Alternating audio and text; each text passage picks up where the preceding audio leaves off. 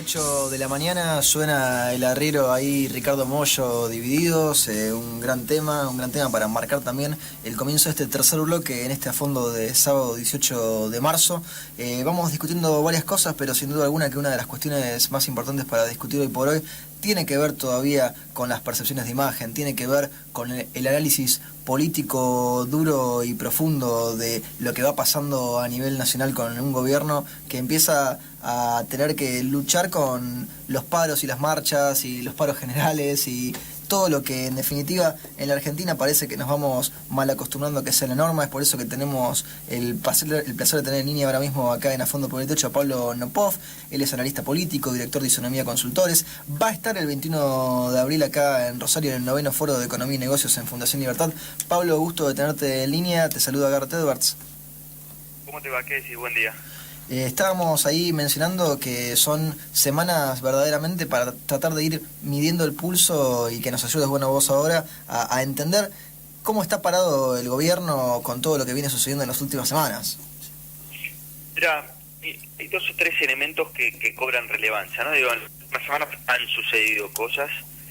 Me parece que el primer desafío, si querés, para intentar entender lo que sucede y los impactos de lo que sucede, me parece es entender el contexto. Quiero decir, el contexto de un gobierno muy anclado en las situaciones de expectativas, esta idea del futuro, un gobierno muy anclado en la situación de lectura política, esta cosa de la grieta y que lo distinto al macrismo es el kirchnerismo y lo distinto al kirchnerismo el macrismo, y una idea, digamos, de indudable erosión de las expectativas y de la imagen del gobierno, asociado, claro, a un comienzo de cifras, si querés, casi ilusorias, pero que el paso del tiempo indudablemente ha generado algún tipo de erosión. La foto hoy te muestra una situación que todavía tiene que ver mucho más con las expectativas y una situación más de orden dicotómica, y frente a estos sucesos me parece que lo que hacen la mayoría de las cosas es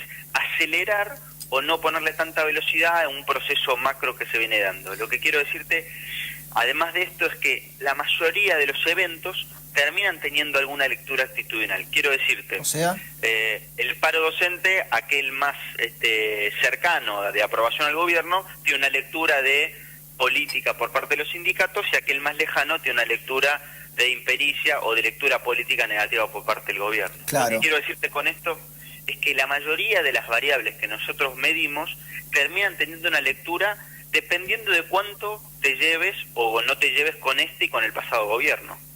Acá, Pablo, recién mencionabas una cuestión que ahí la volvés a tocar tangencialmente cuando hablabas de los opuestos, ¿no?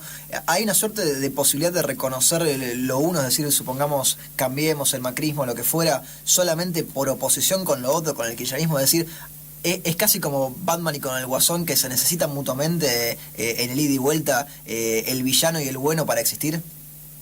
Se significan mutuamente, y de hecho lo hacen cada vez más. Te diría que el resultado de las elecciones del 2015 será por un montón de elementos, pero entre otros porque la kirchnerización del candidato en ese momento, Scioli, resignificó, digamos, a la figura de Mauricio Macri, y se ha resignificado Cambiemos, no solo por la expectativa sobre la gestión, sino especialmente por la dicotomía con la propia Cristina y con todo el kirchnerismo, que nuevamente, vos fíjate qué distintos fueron los primeros meses del kirchnerismo a los últimos meses, digo los primeros y los últimos del gobierno de Macri. Sí. Fíjate que los primeros meses tuvieron silencio. Recuerden que Cristina creo que no había venido a Buenos Aires hasta aquel primer Comodoro Pi, más de alguna cosa muy inteligente con redes sociales, no había habido un silencio, acompañado también de eventos muy complicados como Lázaro Báez, La Rosadita, José López, Los Bolsos.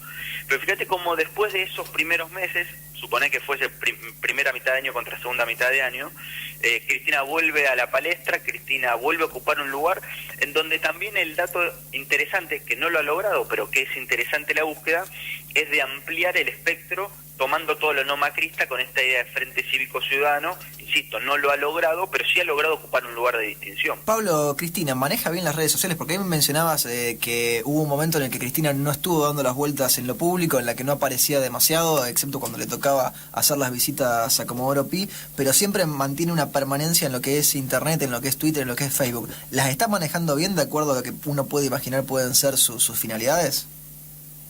Lo que queda claro es que Cristina logra en los momentos en los que necesita decir algo, sin ir a ningún medio, ni los, si querés, más más generosos o menos generosos con su figura, lo que Cristina logra es dar un mensaje que además se replica en el grueso de los medios, más allá de la lectura esencial que pueda hacer algún argentino que tenga redes sociales o no. Y especialmente en esos primeros meses se notaba como con algunos videos muy breves lograba dar ciertos mensajes. Y además, insisto, son como perlitas, pero que me parece que ahí hay como cierta lectura estratégica de qué decir y qué no. Digamos, indudablemente, lo que es cierto, digamos, y lo que hay que asumir, por más que sea una novedad, Cristina viene a ser presidenta durante 2 periodos, viene de gobernar junto a Néstor 3 periodos de la Argentina. O sea, indudablemente la historia se marca fuertemente con el kirchnerismo, indudablemente lo que diga en cualquier medio genera impacto. Lo que ha logrado es generar impacto desde ahí, o sea que indudablemente hay un uso muy interesante. Pablo, el año pasado cuando uno se ponía a pensar en algunos de los traspiés del gobierno actual, veía o notaba que había una suerte de escudo de los ministros, que cada uno asumía su porción de la responsabilidad para que los golpes y los dardos no llegaran directamente a Macri, ¿no? No sé si vos estarás de acuerdo con eso, pero yo te sumo del otro lado, ya que hablábamos de redes sociales y de Twitter en particular, esta desintermediación que se va dando de los políticos para con la ciudadanía. Macri, ¿cómo va su imagen en relación con esto? ¿Sigue pudiendo usar como escudo a los ministros cuando hay alguna decisión o algo que no se resuelve? ¿O está empezando a sentir un poco los golpes de la opinión pública? Yo creo que nunca hubo mucho fusible. O sea, yo creo que...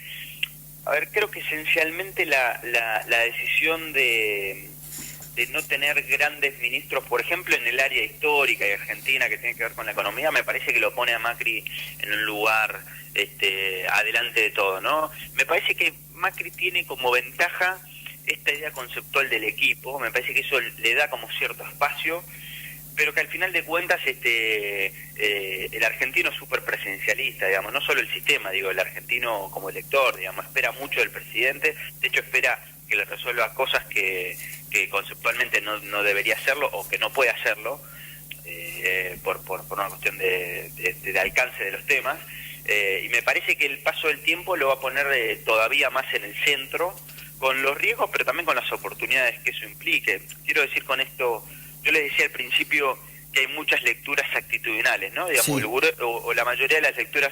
Ahora, después vos tenés situaciones de tremenda realidad, quiero decir. Cuando digo tremenda, quiero decir lo real de lo real, que es, por ejemplo, inflación. Quiero decir con esto, en el supermercado no hay cola diferenciada según a quién votaste, no hay más promos si son más macristas, el precio es el mismo, alto o bajo, ¿no? Entonces, me parece que, por ejemplo, en esas situaciones es donde Macri, si logra una merma de la inflación, o si no la logra, finalmente cobrará o pagará en grandes medidas. Me parece que ahí también lo que se viene es la discusión de qué temas son de extrema realidad y te pegan, positivo o negativamente, y qué temas van a ser siempre de lectura política, como puede ser, por ejemplo, el acto de los sindicatos o un paro. Pablo, tenemos ya las fechas para votar en las primarias, ahí en agosto, después para votar en las legislativas en octubre. Si la fecha de corte fuese ahora, mitades de marzo de 2017, ¿cómo te parece que se darían los resultados? Si bien falta mucho todavía. Tenemos un problema, si querés, estructural, que es que hay ciertas candidaturas que en serio cambian las cosas. Quiero decirte, quedan menos de 100 días para la definición de listas, ¿no? Según el calendario que vos mencionás. El problema es que yo debería hacerte muchas preguntas para responderte a esas solas. Por ejemplo, ¿es Cristina candidata? ¿Hay primarias en el peronismo? ¿Quién es el candidato que Cambiemos? ¿Sergio Massa es candidato? ¿Margarita es candidata con Sergio Massa? ¿Qué van a hacer los intendentes? Lo que quiero decirte es todas esas preguntas, pero especialmente la de Cristina, te cambian todos los escenarios. ¿Por qué digo esto? Nosotros hablábamos hace algunos segundos de cómo se significa el macrismo frente al kirchnerismo, por ejemplo. Esto hace que una elección pueda tener un mandato con más contundencia que otro mandato, un elemento a resolver. Si Cristina es candidata, el mandato de la elección casi con seguridad va a ser qué hacemos con Cristina. Y ahí hay muchos electores que van a pivotear de no votar a Macri porque no le resuelve problemas, a votarlo a Macri porque enfrenta a Cristina, por decir algo. Sí. Lo que quiero decir finalmente es que tenemos lo que nosotros decimos 100 días de niebla. De niebla porque no podemos ver mucho más allá de hoy y mañana y porque nos faltan definiciones estructurales. Pero te sumo un dato más todavía, porque me parece importante decirlo en este contexto. Nosotros hacemos un sinfín de escenarios electorales. En general tenés bastante poco indeciso, digamos. La verdad es que vos decís, che, más o menos uno podría pensar que por acá va la cosa, pero creo que nos estamos haciendo una trampa. ¿Por qué? O creo que nos estamos tendiendo una trampa en este sentido, porque cuando nosotros le preguntamos a los argentinos otras preguntas sobre las elecciones, en términos si ya decidió, en términos de qué está mirando, en términos de qué definiciones está pensando, vos tenés más del 80% que te dice que no es momento. Entonces, cuando le tiramos escenarios, los estamos ordenando por lo que nosotros le ofertamos, pero no por lo que nos demandan. Y ahí donde me parece que el mensaje que nos está diciendo los argentinos es muy claro en el sentido de, ¿otra vez elecciones? Digamos, pará, digamos, resolvamos los problemas que hay que resolver, los nuestros, no de los de los políticos, y después elijamos. Y ahí es donde, insisto, vos tirás un escenario y funciona, pero en realidad estás preguntando y la gente está respondiendo sobre algo que en serio no cree que es lo que hay que responder ahora.